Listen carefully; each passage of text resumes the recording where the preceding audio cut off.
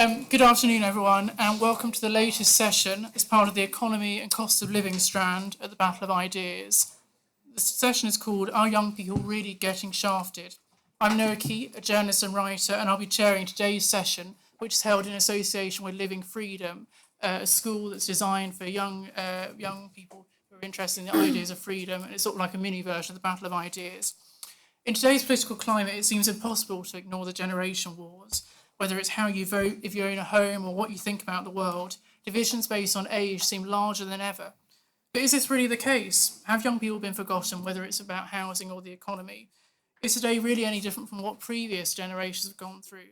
And do young people actually have it a lot better today? These are all questions that my fantastic panel here will hope to explore.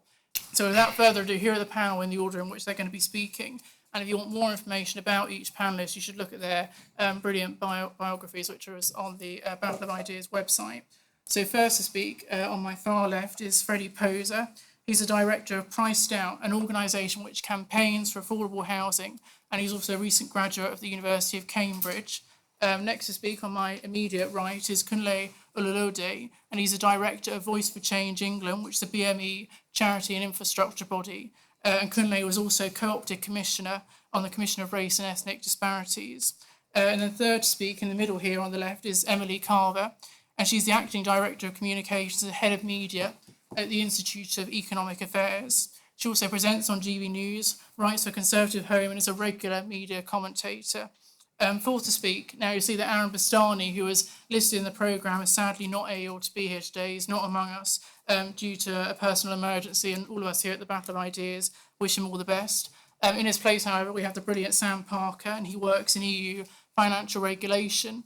Previously, he worked as a parliamentary assistant in the House of Lords in European Parliament, so he knows a lot about being close to power and young people being near to power. And last, by no means least to speak to my immediate left is Kerry Dingle, and she's the director of World Right, which is a youth education charity with the, I think, brilliant campaigning slogan, Ferraris for all. It's a really sort of positive message. The charity also campaigns for change through film and video, as you'll see here, through the online citizen TV channel World Bites. And Kerry is currently working with young volunteers to produce a film next year about the history of solidarity in the UK, and she said she's actively looking for new volunteers, so I suppose do get in touch with her afterwards if you want to find out more. So Freddie, you're first to speak, and without further ado, the floor is yours. Thank you. I guess it's what I get for not really reading my emails. I didn't realise I had to do 5 minutes on this, but I think I'll stick to what I think is the core of this question, which is housing. I run a housing campaign, so it's no surprise that that's what I think that's the arena where young people are really getting shafted. And the reason I think it's so important and why I think it's okay to just focus on housing, at least for my opening remarks, is that housing is really at the root of most of the issues with our political economy in this country. If we don't fix housing, all of the other very valid points I'm sure the other speakers are going to make, we can't fix them either. Our economy has been built around this mythos of the owner-occupier, this idea, this promise that you can own your own home, and that should be an engine for wealth. That by owning your own home and then doing nothing else, that should lead to an increase in real-term wealth. That's not a sustainable position. You can't have an increase in real wealth without an actual productive economy doing something. And what it's led to is a group of mainly older homeowners constraining the political environment and blocking house building. It really is that simple. Homeowners have, by campaigning for stricter planning laws, by showing up at planning committees and blocking developments, by writing in objections, and by being the most engaged and richest demographic in British politics, they are shafting young people. And we know this because houses today are significantly, multiples more expensive in terms of income to price ratios than they were even 20 years ago. And the reason for that, we haven't built enough homes.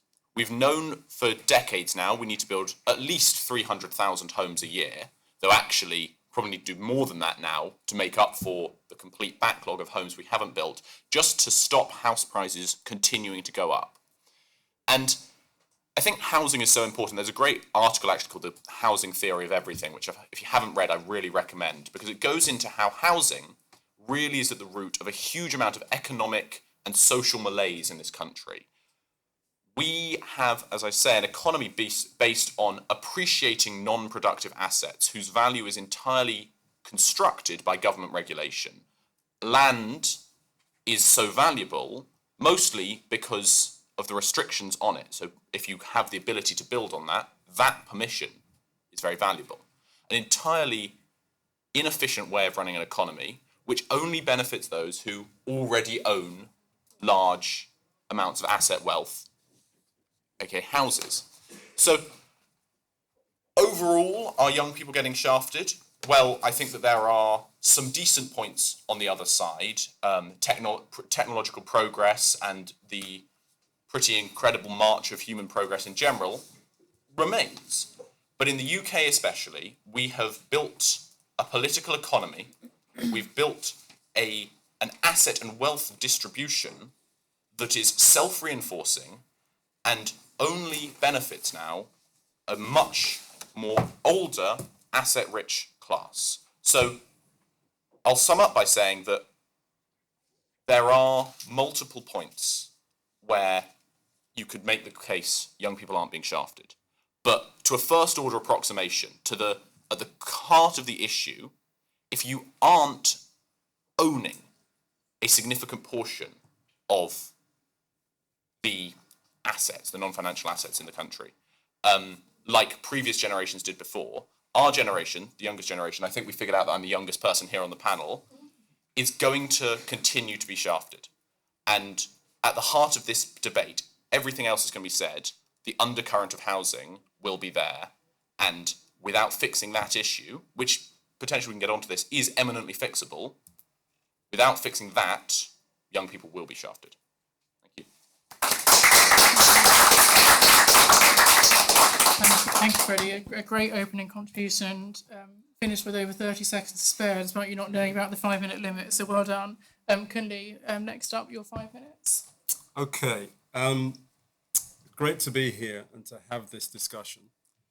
I represent a charity called Voice for Change, which is very much engaged in the idea of young people involving itself in civil society and making sure that things like voting is taken, as I say, very seriously, and that people are, in a way, encouraged to participate in every aspect of social life. I think that the term snowflake is not one that I use very often. We all know what people mean by it. It describes a kind of lack of resilience, a lack of robustness in engaging with the world that perhaps was taken for granted in previous generations.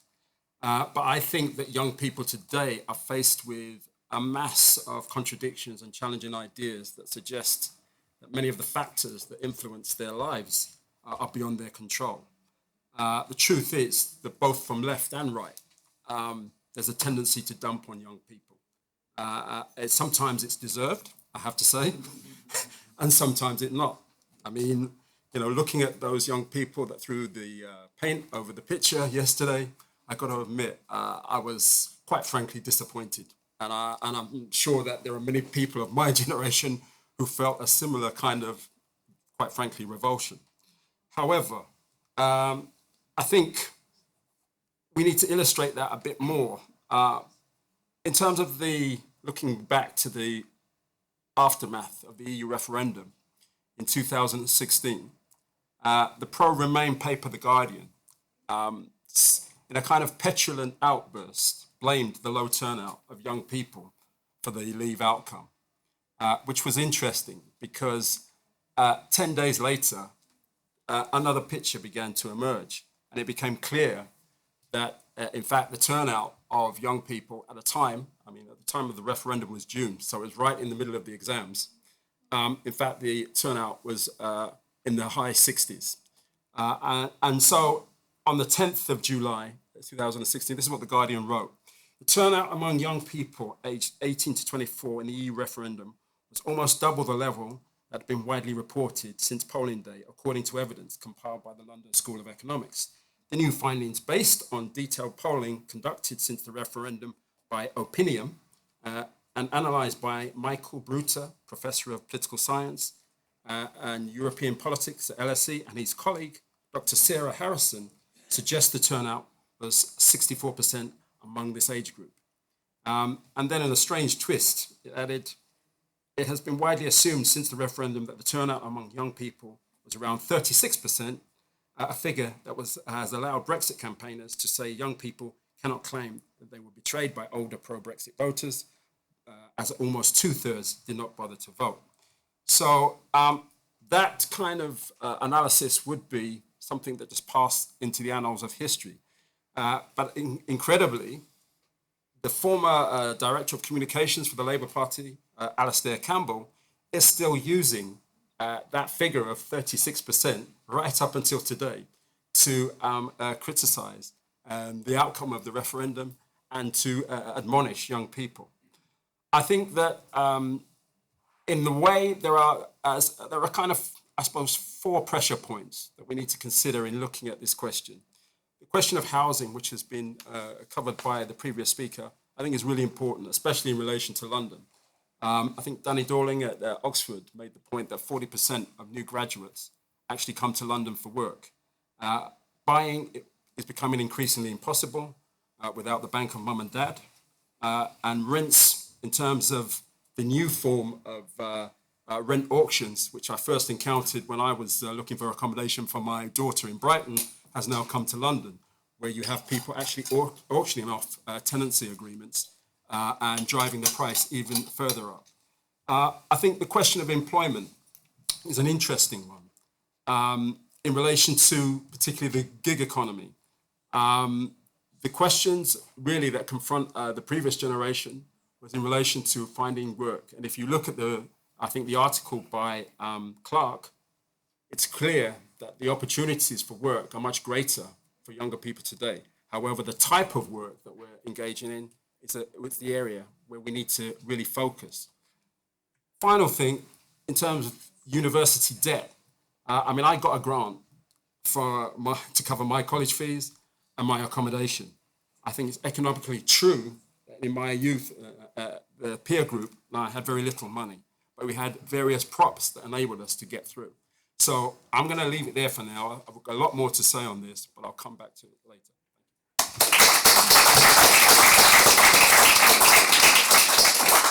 Thank you, Ken. Excellent, again, range of points covered there. Emily, your 5 minutes, take it away. Thank you. So I'm 30 years old, so I'm not sure if I class as a young person anymore, but I do feel like 30 is still very young in the current day. People are leaving school later, they're going to university, they're starting their job life much later than previous generations would have done.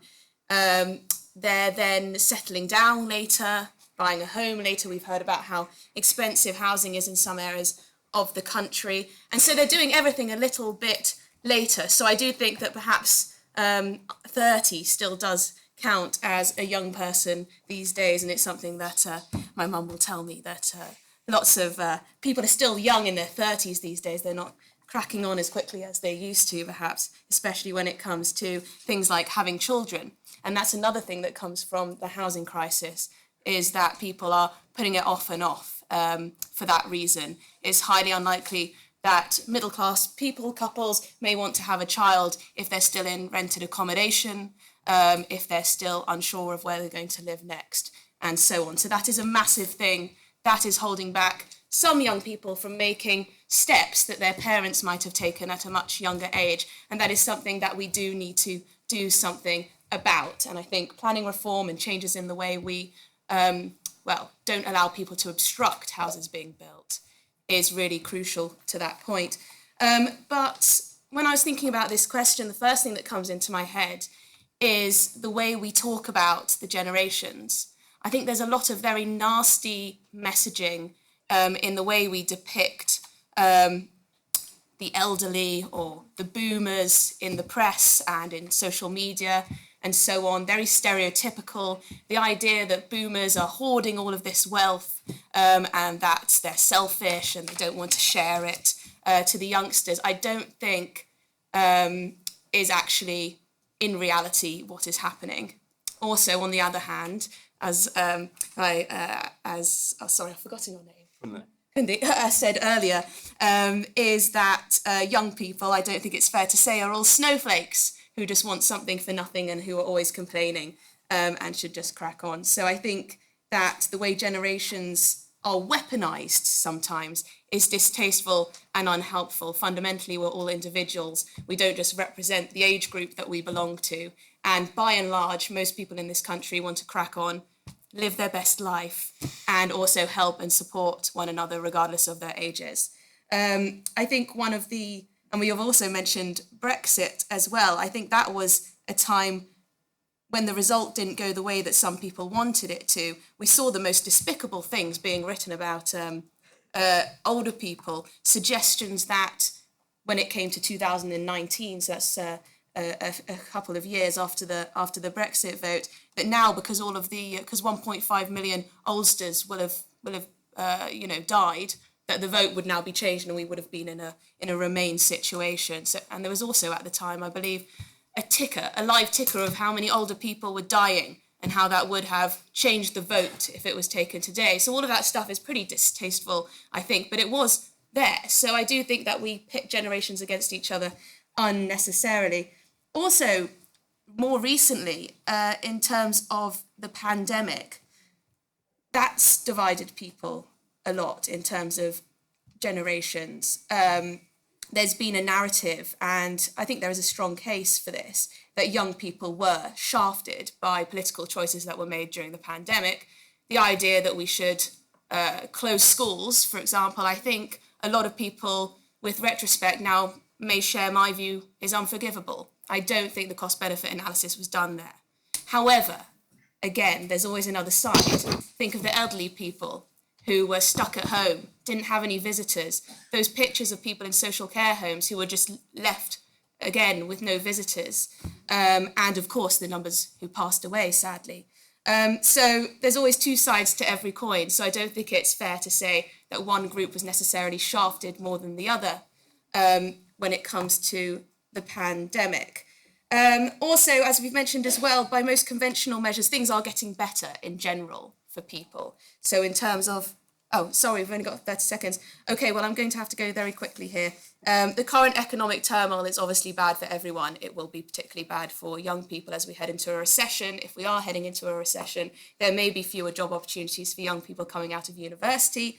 I think that university, for a lot of people, has been missold. People are coming out with degrees that aren't particularly useful in terms of getting ahead, in terms of getting a well-paid job, and that needs to be reassessed. And housing, of course, is one of those things that we need to, crack on with. We need major planning reform in order to build more homes for people. If you're going to have immigration at the levels that we do, you need to build the homes for people to live in. That's just maths. So that's what I'm going to say. And yes, don't put people against each other, but there are ways which young people are definitely being shafted. Thank you, Emily.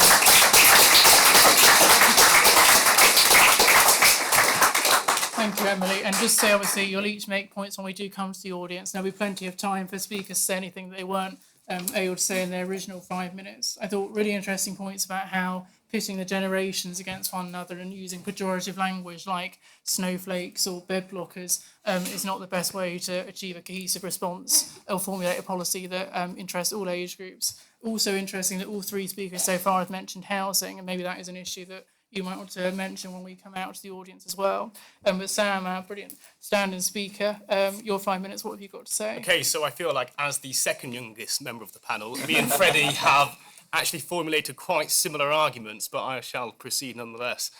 So are young people getting shafted? Well, yes. Though the Brexit referendum highlighted a generational divide, in reality, young people were getting economically shafted in the EU, just with some additional perks like freedom of movement. The problem is neither the UK or the EU, but their operating system, neoliberalism, which since the post-financial crash era has degenerated into a system that seeks to achieve market stability and stable asset growth. Hence, the struggle, in my view, is between those with assets and those without them, and naturally young people tend to fall into the latter. An economic structure that incentivises stable asset growth simply cannot accommodate young people. We've had real negative interest rates since 2009, which disincentivises savings and incentivises investment. This favours bond issuers, or those with access to credit, who will see their debt slowly inflated away, knowing full well that providing they can invest in inflation-beating assets, whether property or equities, they make a positive return. Furthermore, asset price increases become a self-fulfilling prophecy when interest rates are negative, which then favours asset holders. The one asset that really matters to people, property, is then made additionally unaffordable by opening up the UK's market to international investors and by retaining huge migration inflows, which serves to increase demand against a limited supply. It's basic economics. On the cultural front, neoliberalism has unmoored young people from any authentic or unified identity, without which they cannot effectively mobilise. Corporations have been more than happy to promote individualism. Doing so divides the non-asset owning class into tribes that advocate against their own economic interests. Corporate anti-racism morphs into advocating for open borders, which then becomes a standard for social approval in neoliberal culture. Clearly, additional people to compete with for already low wages and limited supply goods is not in the interest of a class desperately in need of assets. It certainly benefits the corporations who receive a new customer and a depressed wage bill, which, when aggregated to 1 million people, generates artificial economic growth and further inflates asset prices. Despite the monetary system being so rigged against young people, the real problem is that it's necessary to uphold the pension system, which of course is to the benefit of the older generation and not to young people, but that's the problem. It is needed to retain financial stability. This leaves only mad policy suggestions like zero deposit intergenerational mortgages, which are more likely to create debt servants than asset holders. In my opinion, the sad reality is that young people will only get a reprieve once they inherit the wealth of the asset-owning generation, at which point they won't be young people anymore.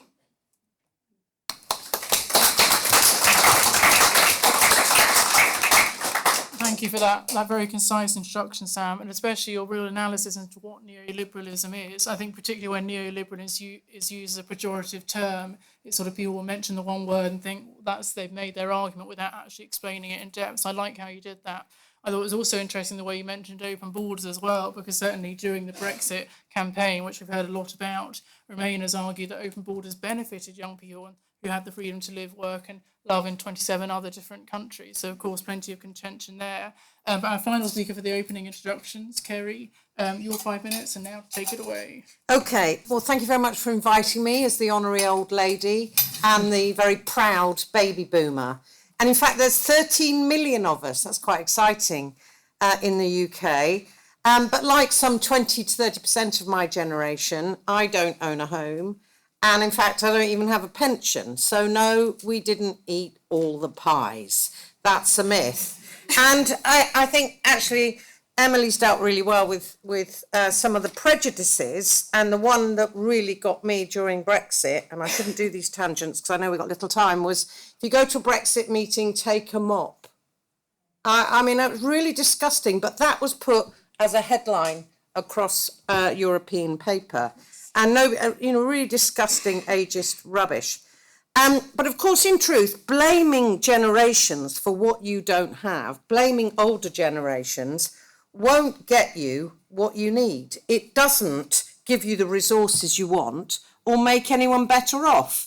Neither does pulling slightly better off older people back into poverty help anyone. And of course, blaming generations, which sadly I think Freddie has done, it covers up huge income inequality, and the reality for thousands of pensioners today is poverty. And consequently, if we look at reality, I don't think we do have generation wars, and in fact they're a myth. I don't believe that the people in this room who are young, you all look beautiful and young to me, think their grannies are all bastards who did it for them and have screwed their lives up. It's just rubbish. So I think the idea of a generation war is a myth, but it is whipped up by a small handful of media pundits and activists who help no one, in my view. I do think there's been dreadful mistreatment of young people through COVID. I think Emily's right on that. But I think there was for everybody in terms of lockdowns, and losing when you're young some of the best years of your life is absolutely terrible. But I think on balance, I would say we should be honest. And, you know, it sounds like a really harsh and evil thing to say, because I think that's how we see things. Young people have never had it so good. Now, I'm not saying that's because you're all dancing about in gold or anything like that. But simply because if we look at the exponential improvements in living standards and life over the last 60 years, it's extraordinary. So I would argue young people have not been economically or materially shafted, but they have been politically shafted, well and truly. And let me take a few examples, and I'll miss out housing because everybody's dealt with it already. So I'll take Lou's life expectancy, cars and holidays very quickly. Outside Lou's, 1946 to 64, that's the baby boomer years in which I was born. 50% of households in the UK still used outside toilets. You know, just because you think of people in Laura Ashley dresses with long hair running around in bare feet doing wild stuff, you know, it's not the reality of most people's lives. Outside Lou's now, there's an estimated 40,000 that still exist. You know, that's how few there are, because sanitation has so massively improved. Of course, if we look at the politics of that, are we celebrating? No. People now pay to have an outside loo. They call it glamping. You know, people are told, you know, Sadiq Khan in London will tell you to put a brick in it in your flush. You know, there are hosepipe bans. Are we celebrating these massive improvements in water infrastructure and sanitation? No. We're saying there are limits. We've done too much. We have too much. And maybe that's a silly example, but we are tending to see everything through the lens of limits and very negatively when actually they're vast improvements. And that's what I mean by being politically shafted. Let's take another quick example. Life expectancy. In the 60s, it was 65. You know, you were lucky if you lived over 65. I didn't know people who were over 65. Now it's 83. And you're telling me that life's worse. No, it's never been so good. And I've got to be really, really quick.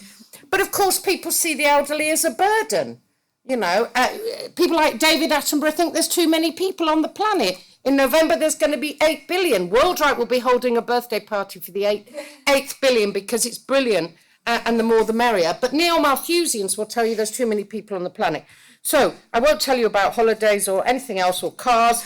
But to sum up, the have less, do less, make less, be less politics that have been pumped down young people's throats, particularly by environmentalists over the last 30 years, it's not surprising we're not celebrating what we could have and what we could be and what we could do, but we're blaming greedy older generations because we think having more is a bad thing.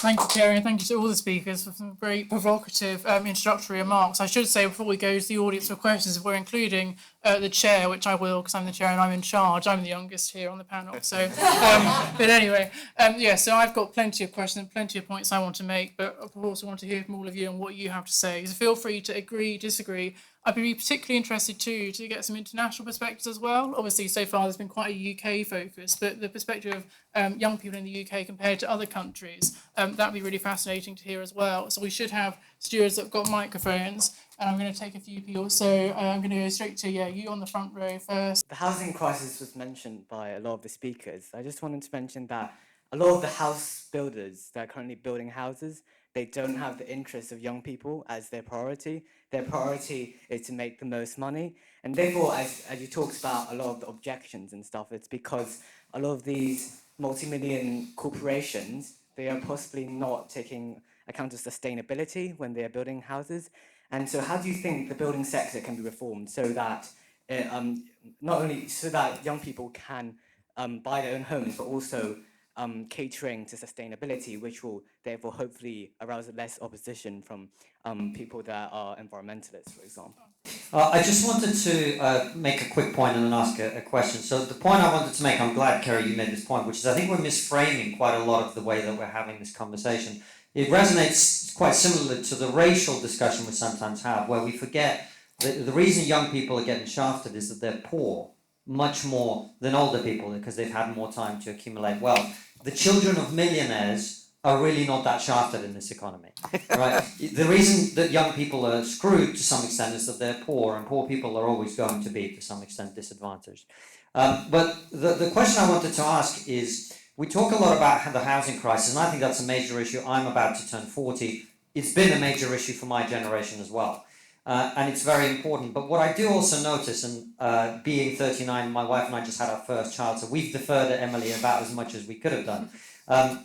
But I also lived in Tower Hamlets for a long time, where half the population are Bangladeshi British, and they've got absolutely no problem having 6 kids in a 2-bedroom council flat.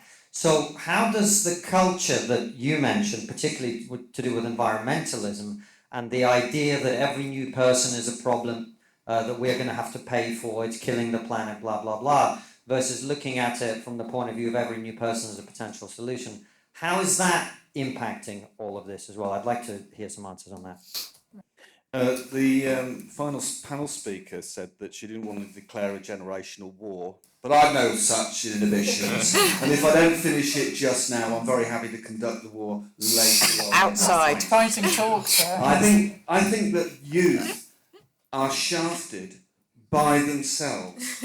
I think you pick bad leaders, campaigning often on the wrong topics. You fight the right topics in the wrong way.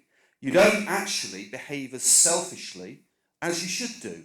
You're behaving so selflessly that your leadership is not a good example, in fact, to the very many youths that are in this country that you don't represent. I'll give you a few examples. You fight the NHS, but you're fighting it in favour of social care, which you won't benefit from for decades. You're paying for it through increased national insurance, which you sure as hell are paying for now, because most of you work, and NI and income tax are a very large proportion of your income.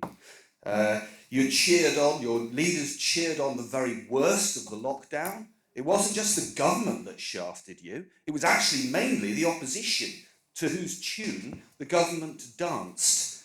And that shafted your education, whether you were at HE or you were at school.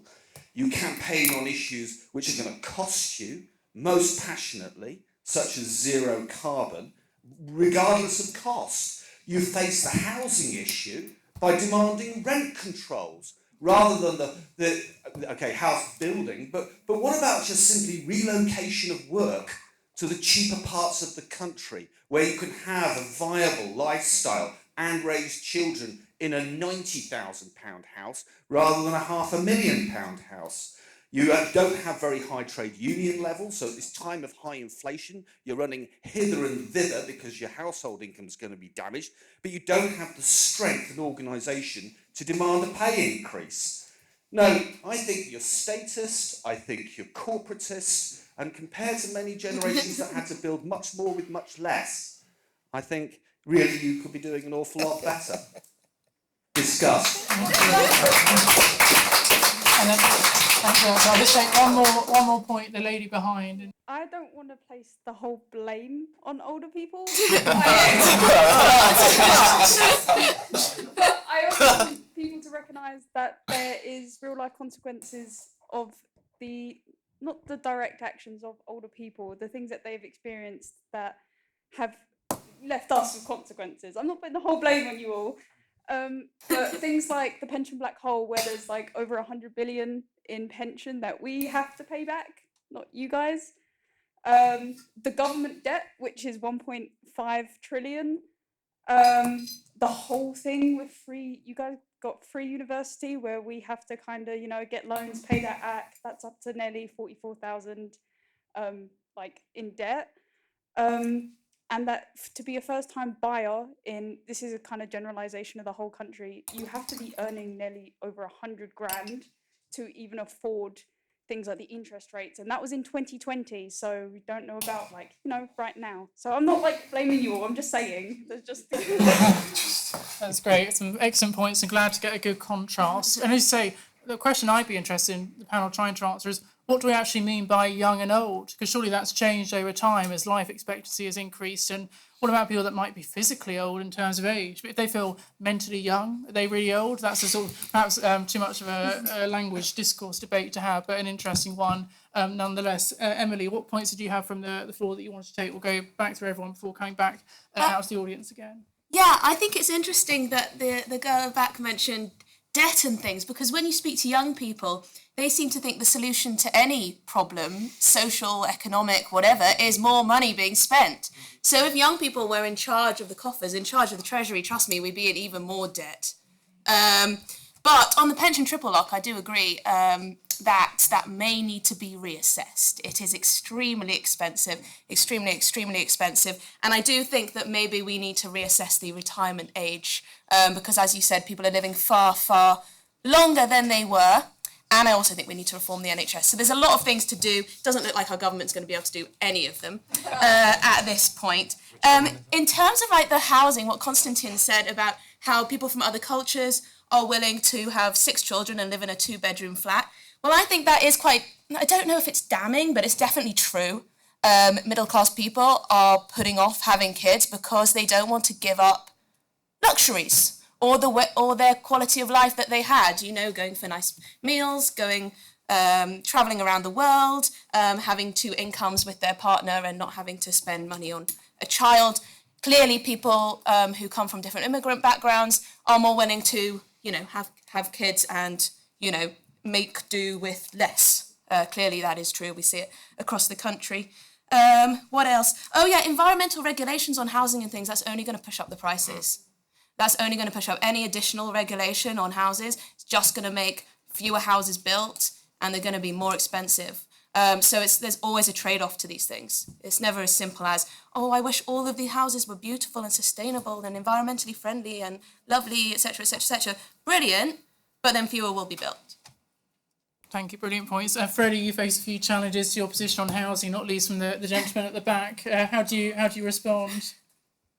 Fascinating that everyone has made some fantastic points and also basically been completely wrong on some key issues. So first, developers should not be on the side of anything but making profit. The nicest areas in London weren't developed by the state. They were developed by private developers, generally on behalf of large landowners. And those are now some of the most attractive places to live in the world. I'm thinking sort of Kensington and Chelsea, for example. So we're not looking for altruism from developers. We're looking to let them build houses for us to live in, which will bring the prices down. And no matter what you do you could be proposing zero carbon neo-Georgian terraces and they'd still face a huge amount of local opposition. Unfortunately, there is no, we can make things better. We should have probably a bit more design focus, but the key is the planning system. All of this is actually downstream of planning. Developers make their decisions based on the fundamental economics of the planning system, which are completely skewed towards building about 200 homes just far enough away from people that you get slightly less local opposition, and you can get that into local plan. I'd happily talk about this more afterwards, but no genuine solution to the housing crisis, which is so important, is going to focus on that sort of solution. We need to focus on letting people build more homes, which would be more sustainable because the sort of homes that are most expensive tend to be in cities, and we know that the place where people have the lowest carbon footprint is when they live in dense cities and basically don't drive a car. On the £80,000 house point, that's also nonsense. The reason people want to live in cities is agglomeration effects. We want this is not for everyone. I'm not suggesting that everyone move into the cube, but we do think that we want dynamic, well-functioning cities that produce innovation and thus economic growth and better living conditions for everyone. I disagreed with a lot of what Kerry said, but I was so glad that she brought up the sort of neo-Malthusian idea that we can't save the environment, and all be richer. And I think if we give up on that, there's no point. We can shut down the battle of ideas because continuing to discuss things, we don't need more innovation. We can just, we can give up. We can grow the economy, save the environment, make everyone richer. These aren't, in fact, we probably can't do one without the others. No one's going to accept, nor should they have to accept, a worse living quality, worse quality of life. We should have Ferraris for everyone, maybe electric Ferraris. So I think that everyone's made some good points. There was a lot of, and I didn't bring a pen, so I forgot to write some of it down, but a lot of really good points. But the key thing is that we can, thank you, we can... It's a sustainable pen, don't worry. worry. Well,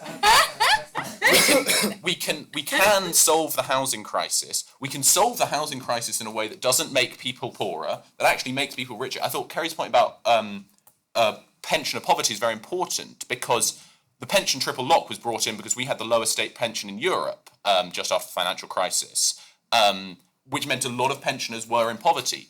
And the issue is we don't have a way to say that actually, if you own £1 million home, maybe you should do some equity release from that. We haven't had that conversation. So I think that it's true that actually it's the home owning people, the home owning classes that are most advantaged in this current situation. It is also true that by and large those are older, closer to retirement age.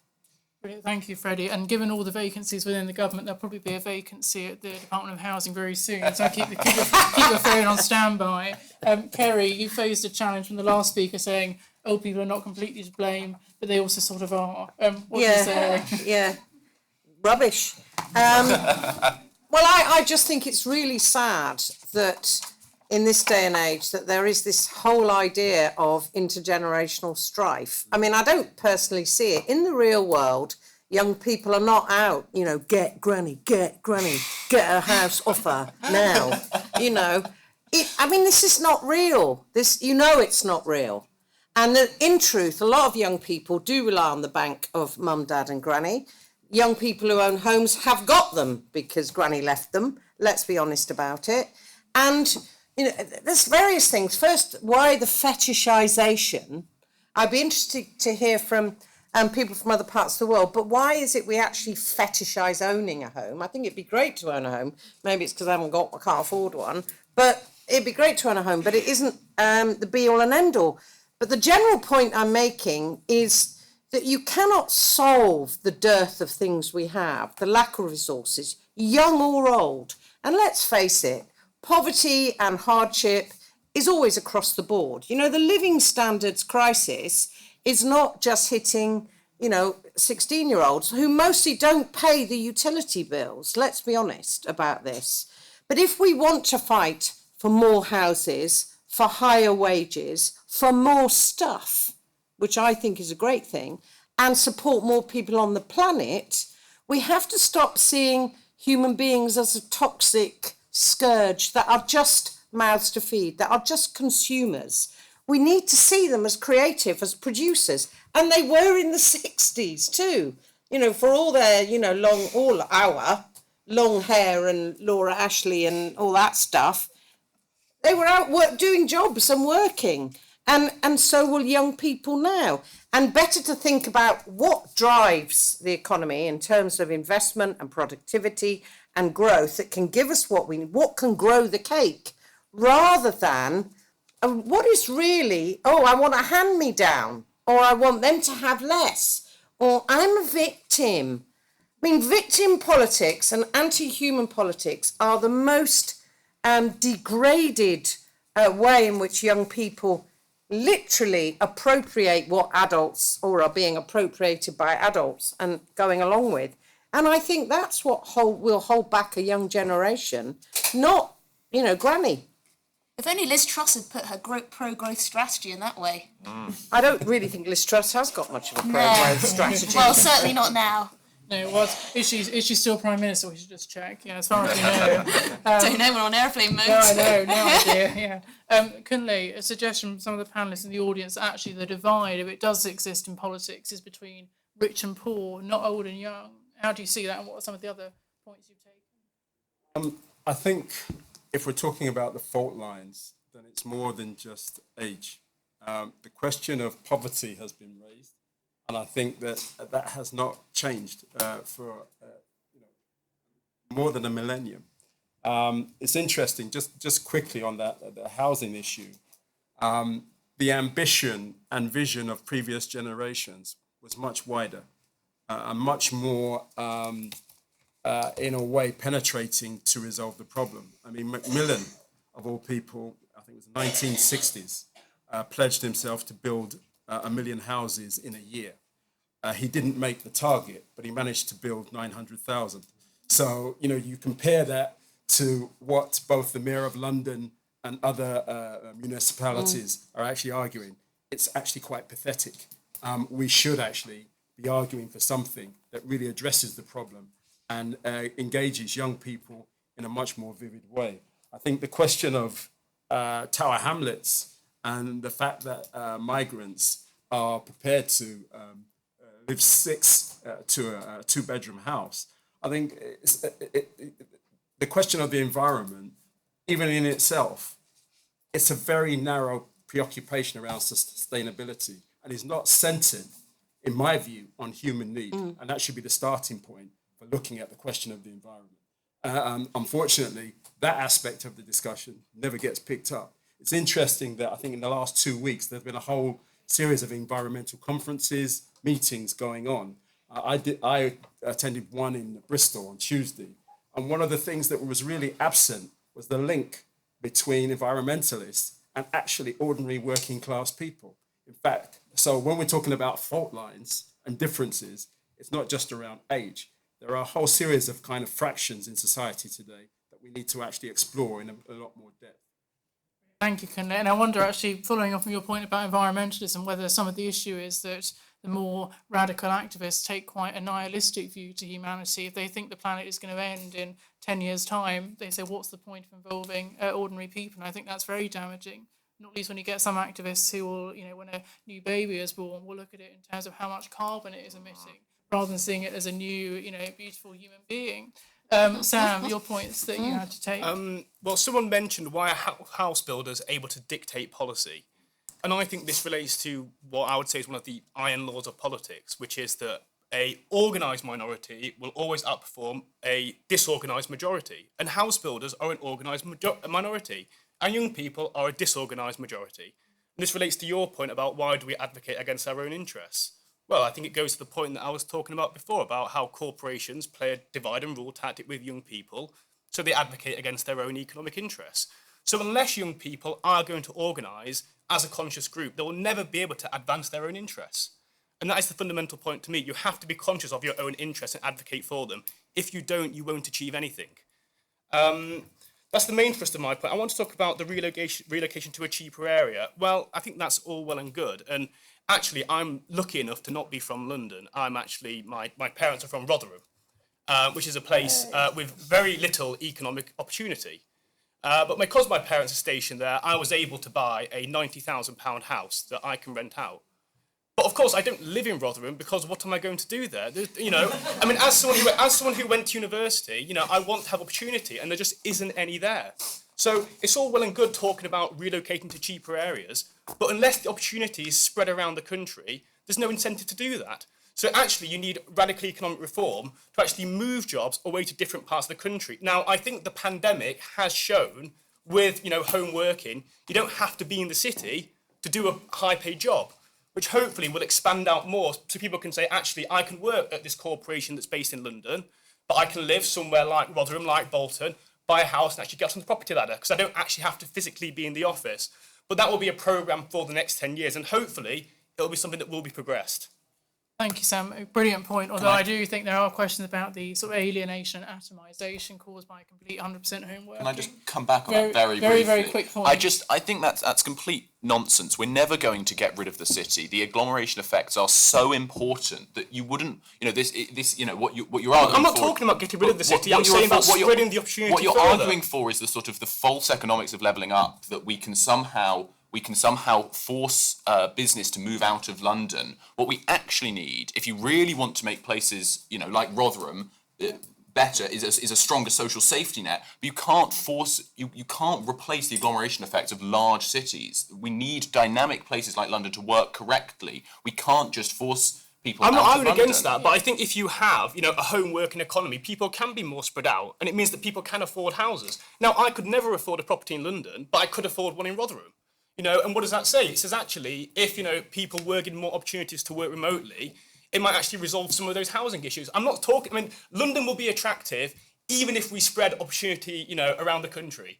But it just means that people can actually afford to get onto the housing ladder, and I think that's the fundamental point. I think work from home is very bad for young people, though. They were shafted as a result, because you have richer homeowners not bothering to commute in because they can work nicely from their homes in wherever. Surrey, if we're in London. And then young people don't get the benefits of learning from their elders. Well, thankfully, we're all in person here today, and I want to go back out to the audience now. I just wanted to pick up on 2 points. The younger gentleman at the front saying that there's a sort of cartel of house builders and they're shafting the young, and the man just behind saying that we're being played. I think they're both right. So we talk about planning reform, for example. We could get rid of all the planning laws in the world, and the reality is what we're doing is creating more precarity, because those people that are buying those flats are becoming a new form of tenant. They are a leaseholder. They are a mortgage tenant. They do not own a brick of that property.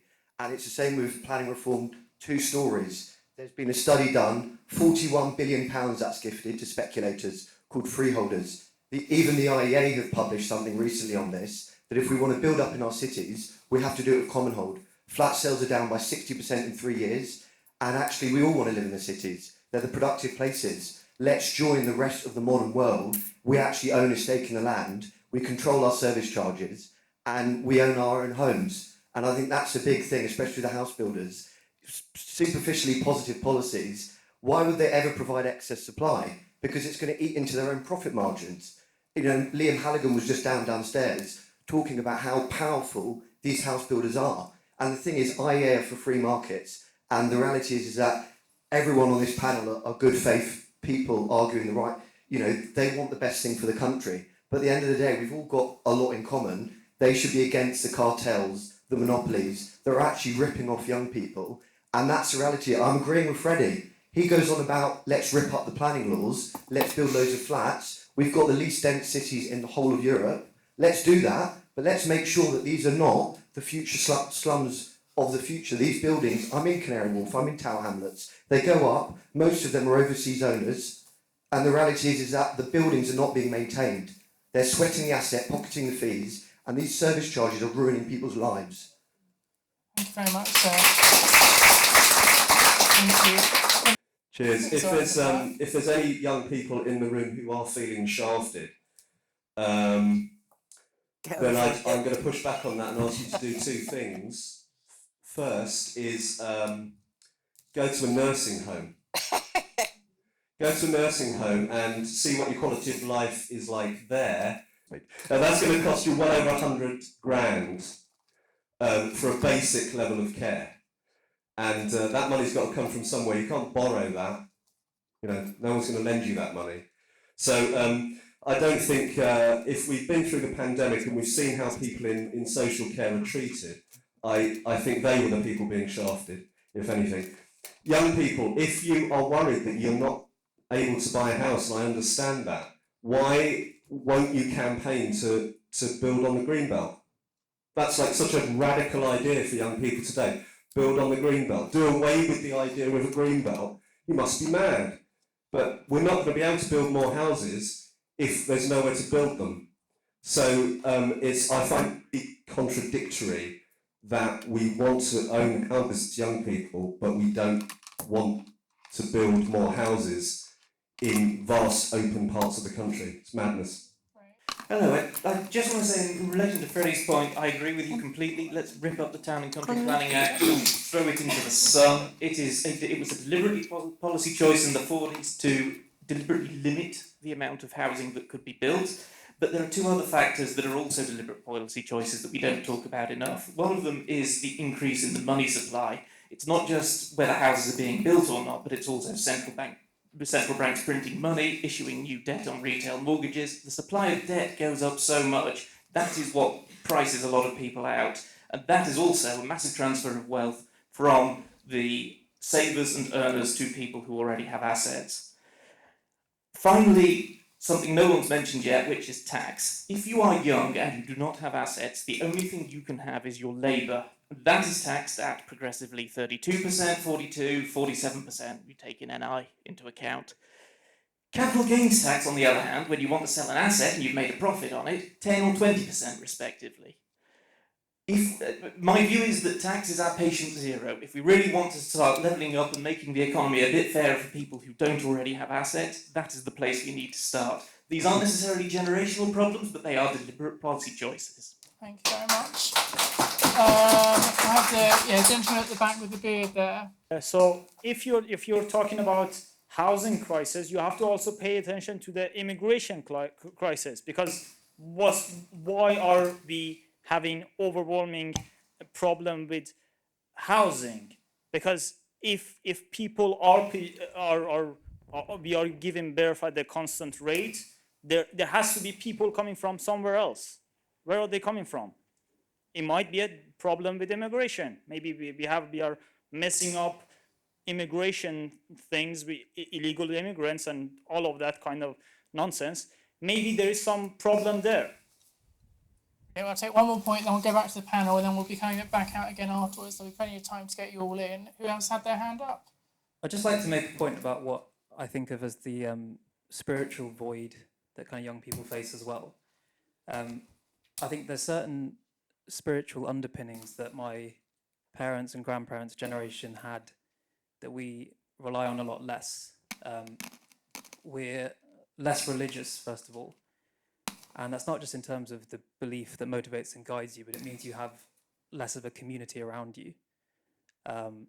The family structure is something that is often denigrated amongst much of the content we consume. I've friends who literally believe that the family is something to be liberated from, as opposed to the key to greater prosperity and happiness. And if you're a young person who lives in London, you also just generally have less of a community around you. It can feel quite isolated. You're sort of in your own household alone. And I think the places that we look for answers to replace those things we've lost are some of the worst places. So I'm 30, so I've not sort of grown up with social media from the beginning. But my youngest sister has. She was kind of at the age where I was reading like The Hungry Caterpillar, she was already on Instagram. And she's quite astute. She said the other day that it's like we're running two programs at once. On the one hand, you're kind of the star of your own film, and life is about accumulating a following and everyone validating what you do and kind of being a star. But at the same time, it's like being an individual is wrong. You need to come together as a collective and save the planet, or we're going to run those two programs at once, I think, is really messing the minds up of some young people. Thank you very much. Really interesting. Conley, just any points that you had from there, and actually commenting on what the last gentleman said about a spiritual loss. You know, it's all very well, all of us talking about the need for more housing, but, you know, we're going to have neighbours, and if we don't have that connection of community with our neighbours, are we still being shafted? I mean, I'll make 2 points. Just first of all, taking up the point on immigration, I think it needs to be stated factually, there has been no housing building program in this country for several decades. Immigration is not the issue in terms of the failure of people to get accommodation. The level of the problem and the scale of it is now coming to a head. And I think certainly in the southeast, this government has to be held accountable for the lack of actual innovation on that score. The Mayor of London, I mean, Sadiq Khan, is a family friend, but on the housing issue, he's a complete disaster. It's gone from 50,000 houses a year to 40, to 30, to 20. It's ridiculous. So do not start falling into that trap of blaming immigrants. On the question of family, it's interesting, in preparation for this, I also thought that one of the factors that really stood out in terms of my generation and generations before was the significance of organised labour and the ability to build up collective strength and organisation, which in a way is completely lacking. In fact, the high point of trade union membership was 1979, and it's declined by 1.1% ever since. It's interesting that in the pandemic, there was actually a flip, and trade union membership actually went up for the first time in years. And I think that question of spiritual loss in terms of connection between people, as I see it, I think is an issue and is a factor. It's a much more fragmented society, even with much greater sophistication in terms of technology.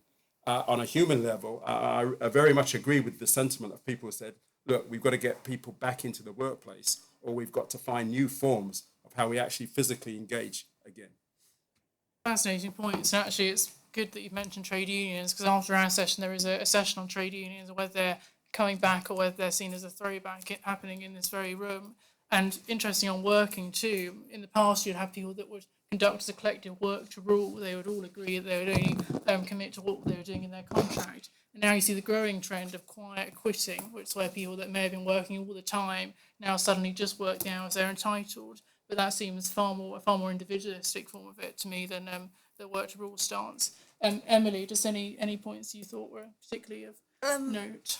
Yeah, I mean, on the Instagram generation, I remember being a teenager and how miserable I'd be after seeing something that upset me online, realising that you weren't invited to a party, mostly, or something like that. Seeing someone was now mostly not being invited to parties was what certainly that was mostly what I remember. Sitting at home and scrolling through and realizing your friends were out without you. That sort of thing can really have an impact when you're young, and just seeing it constantly and then having to show your life in this highlight reel constantly. I think now I didn't have Instagram till I was probably an adult. And you can deal with it a bit more, but in those younger formative years, it must be really triggering all the time, constantly having these messages or not having those messages, which can be even worse. In terms of immigration, obviously immigration has increased demand for housing.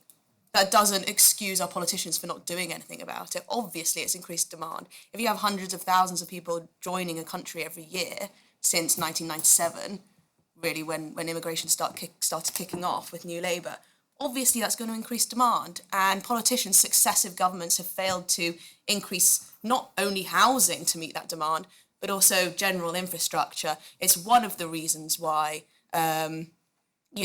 schools are vastly overpopulated, or why sometimes you couldn't get a GP appointment, although that's been made worse, of course, by the pandemic and other factors. But you can't deny reality. I mean, people can see if you add people to the population, that will increase demand on housing. And also young people don't always have the same interests as one another, so I'm not sure if you can just campaign for your interests. I can't remember who said that, but I don't think everyone has the same interest. It's interesting on the immigration point, actually, because there has been among the panel, there's been some optimism, but also a bit of pessimism. But you think surely if immigration levels to the UK, net immigration levels to the UK were continuing to be so high, that would suggest those that were coming to the UK believe that this was a place that they could try their luck, improve their lives and be prosperous. And surely we should take that as a positive thing that people want to contribute. Sam, what did you take from the audience? Well, I mean, I think the first thing to say is you can't blame immigrants for wanting to better their lives and come to this country.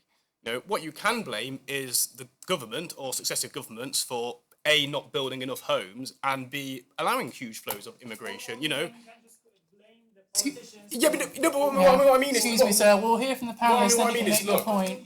Look, there's a dual problem, right? It's that you're not building enough homes, for starters. Okay, but the point is, you're not building enough homes, and you're allowing hundreds of thousands of people in each year. You can't blame the immigrants wanting to come here for a better life. No, but you can't... But I'm agreeing with you that it is the politicians' fault for having a policy that, on both angles, is increasing demand and thus increasing the price, right? So that's the first point. I think I did touch on the increase in the money supply point. I think that goes to the fact that ultimately, since the post-financial crisis era, there was a need to stimulate the economy with credit, which is why we've had, low interest rates, in order to try and promote investment. But, much of this investment hasn't actually gone into the real economy per se. It has gone into things like equities and property, which again just further, inflates these prices away from ordinary young people. And of course, that is also predicated on the idea of inflation, which, when you have negative interest rates, works against young people. I think it was Lenin who said that inflation steals arbitrarily, or he said something like, he said sort of inflation steals arbitrarily and benefits those with assets. I'm not quoting that verbatim, but I think that is certainly true, that when you have, a long period of inflation with negative interest rates, it does benefit asset holders and will likely increase their assets against those who don't have assets. I think the final point is about sort of the spiritual void, and I think I've touched upon this about, corporations using divide and rule tactics and how they've been more than willing to promote individualism. I'm not saying that individualism isn't a good thing, but I think you do have to have an underlying rootedness in your society that people can come together on. That doesn't mean people can't have, different identities within that. But there has to be some sort of, commonality that we can all, share in order to, work as a society. And then this actually feeds into the point about how nursing homes are shocking. I mean, I would agree that I'm not sure that's any way to live. And I think it is part of the breakdown of the family unit. And I think one of the issues is that, conservatives talk about the nuclear family, but this is almost one of those sort of 1950s sort of stereotypes. I mean, it existed within a very small period of time. Actually, the nuclear family, what I mean is the idea of the woman sort of staying at home, the man going out to work, the woman sort of raising the child, was actually, I think, the corporate family was a much better structure, whereby actually you'd have sort of, the grandparents, the parents, the sort of the children all together, whereby actually there'd be a cohesive unit, whereby the parents, and the women would often go to work and the grandparents would help, to raise the children. And then as the grandparents went into old age, they'd be looked after by the parents. That is a bit idealistic, and, within our economic structure, maybe that's not attainable. But actually approaching things like sort of the corporate family, where they actually act as a unit, helping each other over successive generations, is something that we have lost, and could be something that, policy could be orientated to revive. How that's done, I have no idea, but it's a point worth making.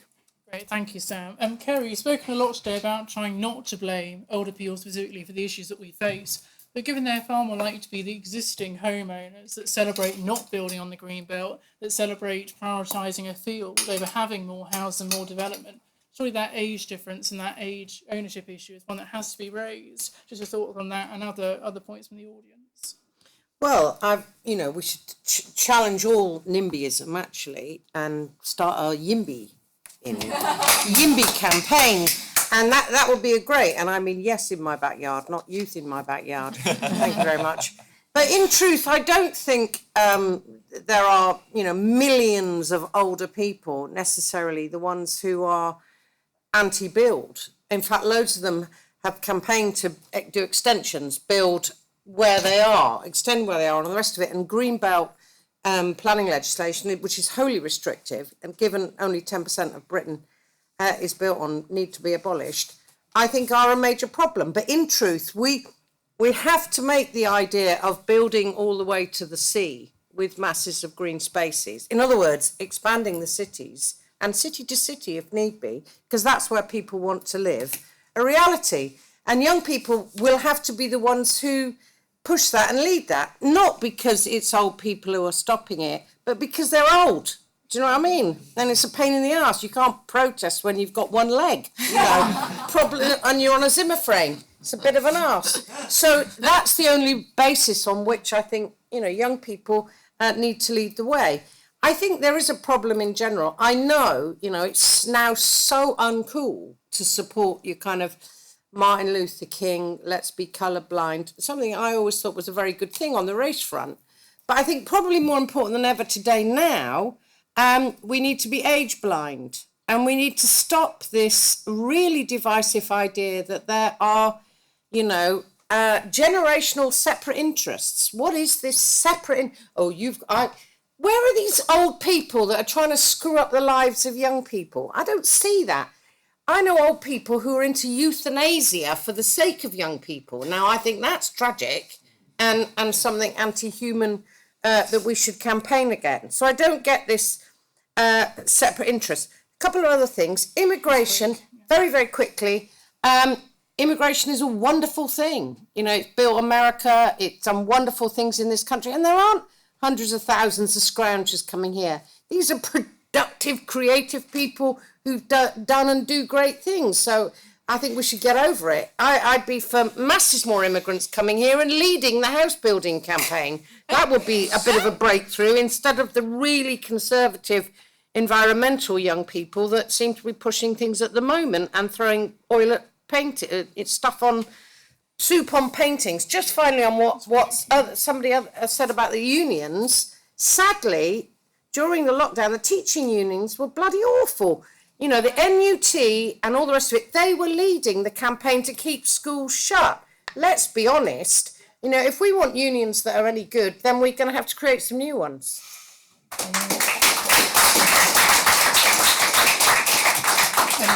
Freddie, just your response to that. Obviously, there is a big onus and responsibility on young people if they want to declare from their interests, to get politically involved, to vote, to take part in campaigns like Priced Out and what you're doing. How do you respond to that, and also what you've heard from the audience and panel? Yeah, so one thing I wanted to say, not really a response, but I think that, you know, social media has clearly some pretty significant ills. But I remember vividly in the the first sort of couple of weeks of the lockdown, I moved back home, so back with my sister, and the thing I found I was so thankful for was that I was able to play video games with all my friends, a sort of a community that I'd, by being a bit of a loner, made happen over 10 years, and that was a real lifeline. So there are sort of social media and digital media massive positives to community and digital based communities that would not have existed without it. So I think that there is a positive side on immigration. I mean, I completely agree with Kerry. We need more immigration. The gentleman at the back mentioned that if you're unlucky enough to have to go into a nursing home, that could cost you hundreds of thousands, depending on how long you then live. That's mostly a labour cost. You're paying for the cost of labour there. We haven't found a way to deploy huge amounts of capital investment in interpersonal care, which means that is a completely labour-constrained environment. If we want that to be affordable to people, we need to make it affordable for people to live here and have quality lives, so that they can run those sort of jobs. We can't have a dynamic and well-functioning economy. I'm much less scared for the increase in population that we're seeing globally than for the coming, when that caps out and we start to see population decline, because that's going to be a much bigger crisis, far bigger, when you realise that actually what was sustaining growth is going to become a lot harder. So that's one thing. I think immigration is really important, and it's why it's all about the supply of homes, because immigrants want to come here because of pretty obvious economic forces, and we can either take strong advantage of those economic forces and make our lives better and the lives of those immigrants better, and we can create this dynamic economy that grows and that provides more, to put it crudely, more stuff and better lives for people, or we can restrict, and that means restricting the house building, which we already do, restricting immigration. Those are two sides of the same coin. That's the government getting in the way of human flourishing and human ingenuity and progress. So I don't want to see this sort of restrictive mindset. I think we can have a much better world, but it can't be this neo-Malthusian world, and it can't be a restrictive anti-immigration world. It has to be a world where people are allowed to make progress.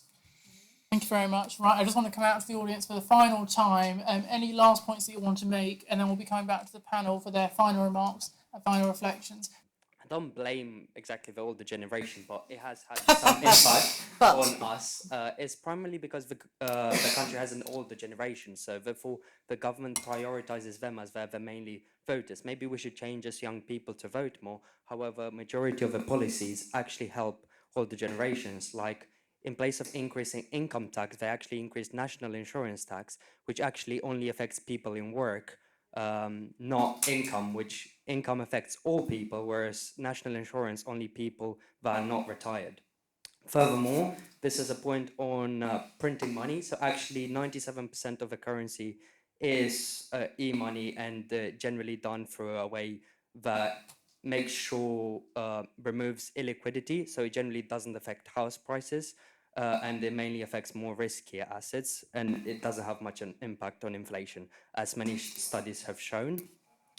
And lastly, actually, immigrants pay more taxes And Japan, which has seen an older population, has had many issues with stagnation and deflation, which is much worse than inflation. So I think there are many ways that immigrants and other things benefit. It's just like we need the right policies to make the right growth. So we need to spend money in the right areas. Thank you. Yeah, the point the lady made about fetishizing over owning a home, well, that comes from our parents owning a home and our grandparents owning a home. And in regards to rents, is rent just another subscription service like Netflix or Spotify? Very good. Of course, people have been told to cancel their Netflix subscriptions, and that will apparently mean they can own a home. Right, yes, apparently so. Right, does anyone else want to... Is it that unattainable, though? I think one of the reasons this is such an emotional, febrile debate and that pitting of old and young is that, I'm going to count myself as young at 34, for the young, we're holding ourselves up to the standards of a lot of our successful parents. They're not all boomers, but there are a lot out there. And all those avenues to get on in life and progress have been slowly chipped away. The grammar schools are not, I don't want to get into that debate, but the people who did get into them did well. The free education, defined benefit pensions and housing ladder. And I think actually this is about dignity and a sense of young people feeling they can progress, get on, but they're comparing themselves against actually a social contract that's slowly been chipped away and has now been erased. And maybe the only way we can kind of restore that dignity and tackle that battle between the generations is kind of rewrite what progress looks like and success looks like, so we can feel proud of ourselves, which is very, very hard. It's a really interesting point, especially when we've seen to have the long march of progress out the 20th century. Is that going to continue into the 21st? Long term, home working means those jobs all go abroad to cheaper countries. So home working is not the answer. This is my pet subject. I'm here with my 15-year-old daughter and I bore her to death about this sort of thing. But what really worries me is that we know why a lot of this stuff happens. It's because the older people generally vote and the young people don't vote in such numbers. I know you spoke about Brexit, but it's a fact. And so the politicians are just pandering to their voters. And I think what happened in COVID to the young people, I can't get over it. And it's taught them two very important lessons. Firstly, if we're scared enough and propagandised enough, we'll do anything. And the second thing is the young people don't seem cross about it. And going forward, I think this is a real problem. The gentleman who left earlier said, "You are too nice." There's going to be some changes coming forward in the next couple of years. Our economy is basically on the verge of collapse, and there's going to be reorganisation. And if the young don't stand up and be counted in this, they're going to be the ones who suffer. I'm talking about things like, central bank digital currencies. That's going to be sold to you that it's convenient, it's handy, let's put a chip in our wrists, and it's going to be sold to other people that this system is falling apart, this is a solution. But with that, all of your control you have left now will go. You won't be able to, right now, you say you don't vote, but you pay tax, you pay national insurance. It's a Ponzi system. So if you weren't paying it now, the system wouldn't work. So you're enabling it to happen. But once we leave this economy to the one, then if you agree to what's coming forward in the name of convenience or whatever, you have no voice left. It's just something to think about, I think. Yes, thank you. Should we actually be angrier as generations or not? I would just like to make the point that rather self-victimization is really what is getting young people shafted. I think if people realise that the economy isn't that bad, and our political state isn't that bad, and I mean, I'm not saying that the economy is perfect, but I think there are countries that we can all agree on that have far worse states. And I think if we all just take personal responsibility and really just move forward rather than dwelling on the past or dwelling on the fact that our generation has lost 2 years of education, I think if we move past that and rather just decide that we are going to move forward, I think it will be more productive for our society than to complain. Yeah, I like that optimistic message. I know a couple of the speakers mentioned sustainability and the sort of human element of that. Do you not think that there should be more of a focus on sustainability and sustainable business practices, as well as things like fracking and stuff like that?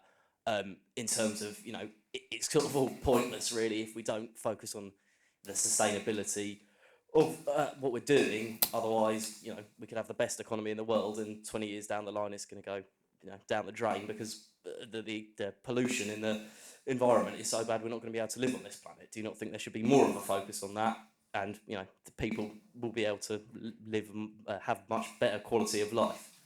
Great, thank you for that, and thank you for all the points that you've made. And an interesting last point there, sort of saying you don't have to be a massive environmentalist or agree with Extinction Rebellion to recognise there is a serious problem. We need good housing, but of course that has to come within a sustainable environment. So I'm going to go back to speakers now for the final points in the order in which they originally spoke. Any final remarks from the audience that you wanted to make? Freddie, you're up first. Yeah, so got so much to respond to. On the sustainability point, I think that a lot of the people who shout the loudest about environmental issues have the worst answers. We know what the right answer is. It's put a price on carbon, but generally speaking, if you ask environmental groups, they won't support that. They don't see that as radical enough. But actually, the free market could solve the climate crisis. We need to build more to solve the climate crisis. Just put a tax on carbon. The democracy crisis should be terrifying to anyone. That goes to what I was saying about the global. We've got a global demography crisis, but more acutely here in the West, because there are some things we haven't figured out how to do without labour on, and if you want to continue living at a sort of certain quality of life, that should be quite scary. But this all comes down again. I'll end as I began. This all comes back to housing. People are having children later because of the housing crisis. The economy is in such a state because of the housing crisis. We have so many issues that come down to our lack of house building. And if we can't get a grip of that, I think that young people will continue to be worse off relative to older generations.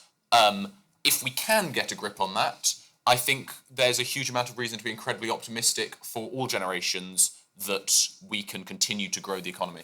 Excellent. Thank you, Freddie. Conley, any final remarks, points you wanted to make? Yeah, I think, again, coming back to the points made by Stephen Clark in the analysis of the Resolution Foundation's intergenerational audit, where he's making the point that there are some areas where older people have benefited and some areas where younger people have benefited. This discussion seems to have really centered on the housing issue, the one area where unmistakably young people have been shafted. But there are other areas, as I indicated in my opening remarks, where they have benefited, and we need to actually be clear on that. I think some of the stuff that's been said is also a bit trite. The question of rents and fetishization of buying your house. Anybody in London knows that actually rents are higher than mortgages at the moment. Yeah. So it makes sense to want to actually own your own home, even if that's within a collective group of people getting together to buy them.